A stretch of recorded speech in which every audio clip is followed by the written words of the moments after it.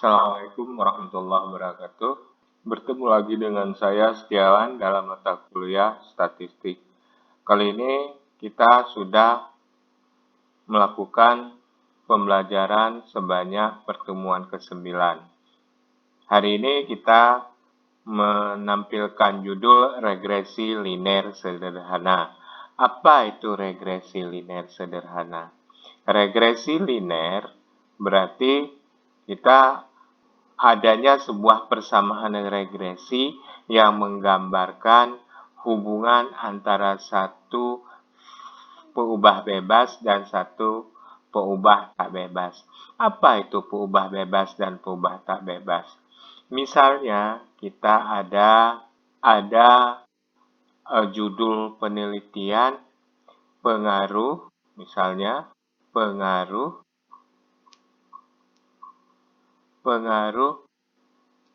jumlah halaman terhadap harga buku. Nah, jadi kalau judul penelitian seperti ini, pengaruh jumlah halaman terhadap harga buku. Jadi, jumlah halaman ini namanya variabel bebas atau X, dan harga buku itu namanya variabel Y atau variabel terikat. Nah, maksud regresi ini kita ingin menggambarkan bagaimana hubungan antara X dengan Y. Kemudian dengan adanya hubungan tersebut, maka kita bisa membuat sebuah gambaran. Jelas kalau gambaran hubungan X dan Y itu berarti linear. Kalau linear itu berarti seperti ini dan gambarannya seperti terlihat di bawah. Nah, ini garis linearnya, hanya saja datanya itu menyebar seperti ini, menyebarnya mendekati pada garis linear ini. Nah, dengan adanya persamaan regresi ini, kita bisa meramalkan ke depannya itu bagaimana data yang belum kita ambil, tapi kita bisa meramalkan ke depannya. Contohnya seperti ini.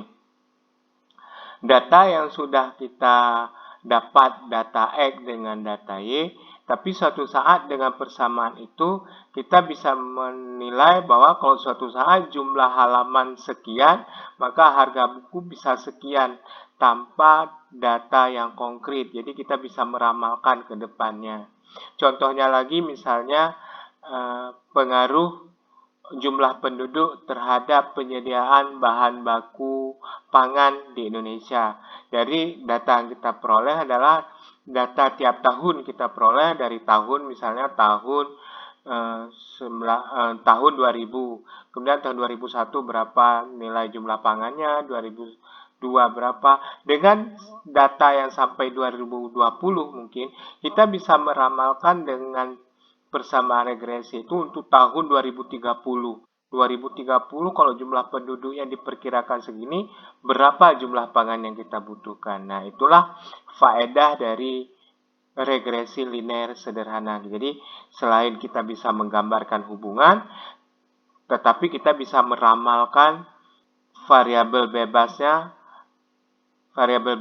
berapa, variabel terikatnya berapa dengan memprediksi nilai X-nya atau variabel bebasnya.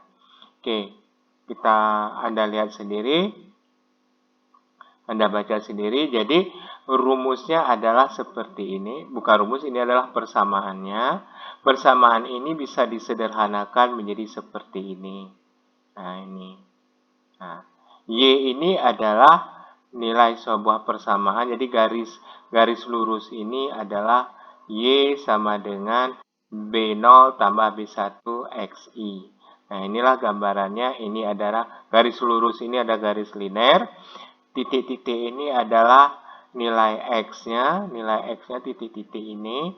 Nah, ternyata nilai X-nya itu semakin mendekati kepada garis lurus ini, semakin bagus peramalannya. Oke, kita lanjut. Nah, Anda baca sendiri, tidak masalah. Nah, Nah, sekarang kita lihat cara melakukan perhitungan dari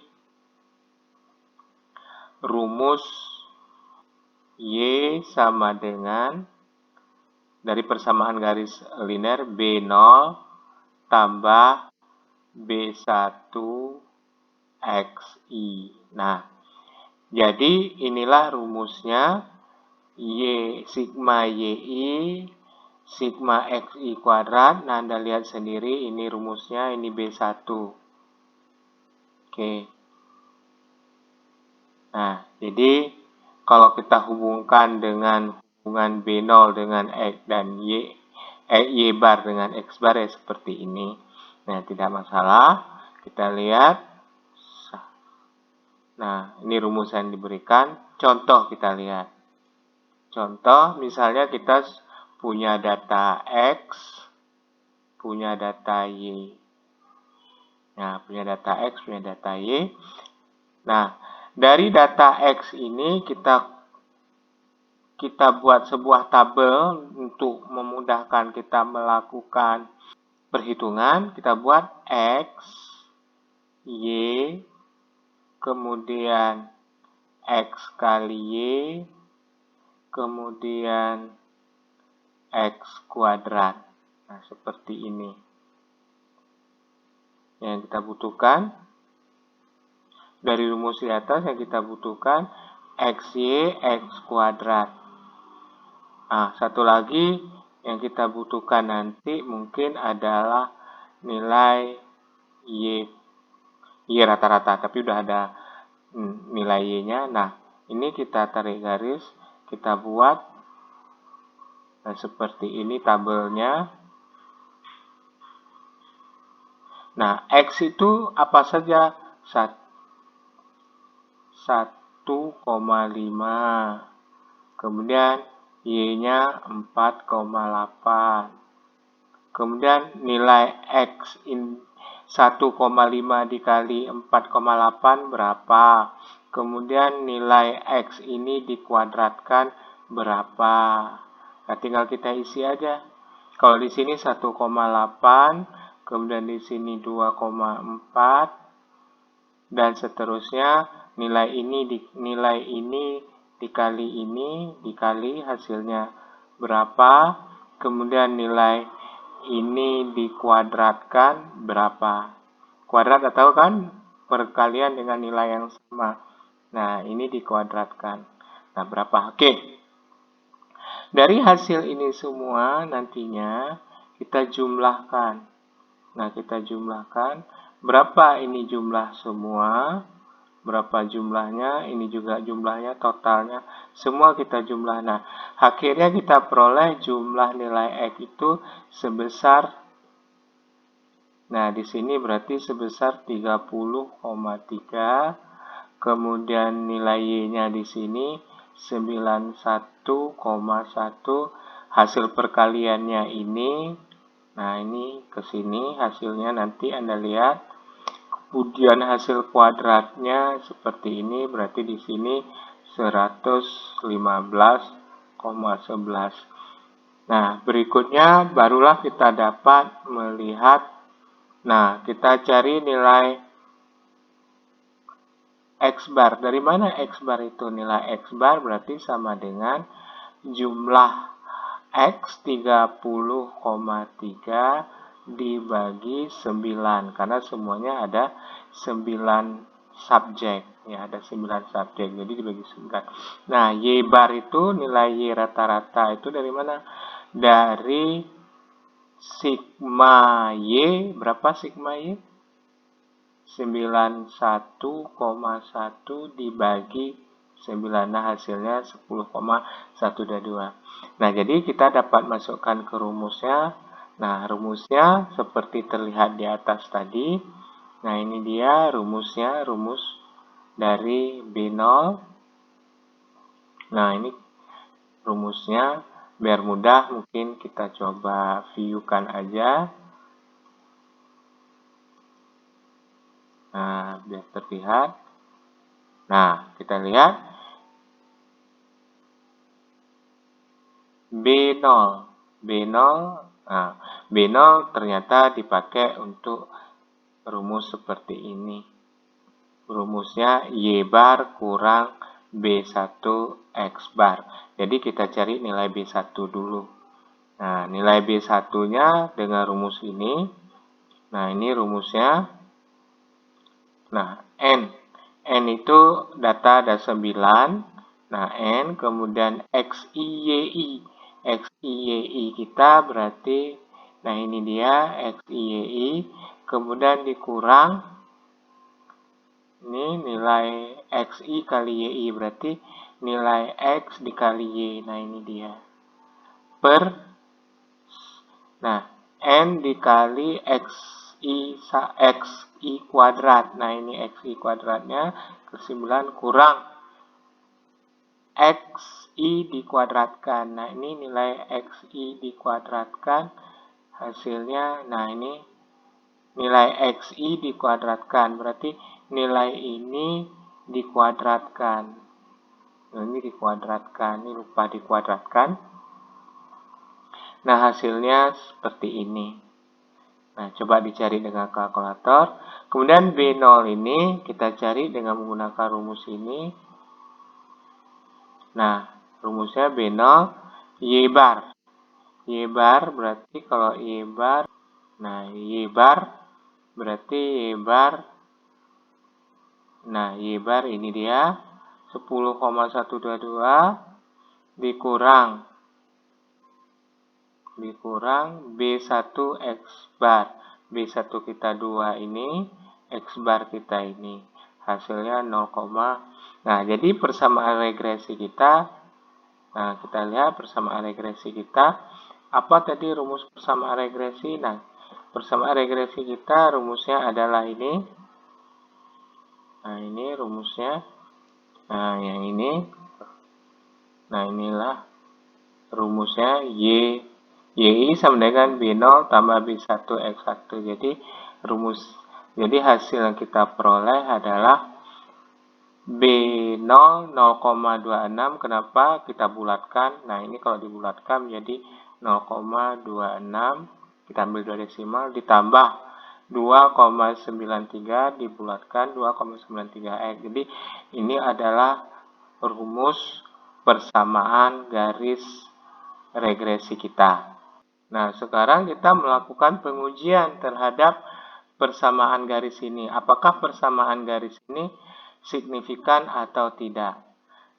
Nah, untuk melakukan uji persamaan garis regresi, kita tetap menggunakan uji F, namanya pakai ANAVA atau analisis of varian, analisis varian dengan uji F. Nah, caranya kita ada dua hipotesis, beta 1 sama dengan 0, beta 1 tidak sama dengan 0. Artinya kalau ini tidak ada hubungan, kalau ini ada hubungan linear. Nah, caranya, nah kita menggunakan tabel seperti ini. Dari contoh di atas kita peroleh bahwa, nah ini nilai yang sudah kita buat tadi, contoh yang di atas. Nah, untuk mencari nilai JKT, kita ada rumusnya, ini YI kuadrat kurang N, Y rata-rata dikuadratkan, inilah hasilnya. Nah, ini hasilnya berdasarkan rumus ini. Ya. Kemudian JKG. JKG juga demikian, kita pasangkan rumus, JKR demikian juga. Nah, tabel ANAVA untuk data contoh 1 seperti ini. DB-nya, nah kita lihat di sini tabel yang tadi. Nah, ini dia. Nah, berarti di sini regresinya 1, kemudian galatnya N kurang 2. N kita tadi kan 9. 9 kurang 2. Nah, 9 kurang 2 adalah 7. Nah, Kemudian JK kita JJKR. Tadi sudah kita cari JKR-nya berapa, JKG-nya sekian, dan ini JKT. Nah, KTR itu sendiri adalah JKR per 1, berarti ini sama. Kemudian KTG itu JKG per N kurang 2. Jadi JKG ini dibagi 2, inilah hasilnya. Nah, kemudian F hitung sendiri adalah nilai KTR, nilai ini dibagi nilai KTG, hasilnya sekian. Nah, kita bandingkan dengan F tabel. F tabel itu berarti 1 itu dari sini kita ambil, kemudian 7 yang ini dari ini kita ambil. Nah, bagaimana cara melihat tabel F? Nah, ini adalah tabel F yang juga pernah kita pelajari. Tadi kita peroleh bahwasannya F tabel itu yang 5% atau 0,05. Yang pertama nilai 1 dengan nilai 7. Jadi hasilnya adalah 5,59. Nah, kita kembali ke materi. Nah, ternyata F tabel kita 5,59. Nah, nilai F tabel ini kita bandingkan dengan nilai F hitung. Nah, ternyata F hitung lebih besar dari nilai F tabel. Jelas F hitung lebih besar dari F tabel.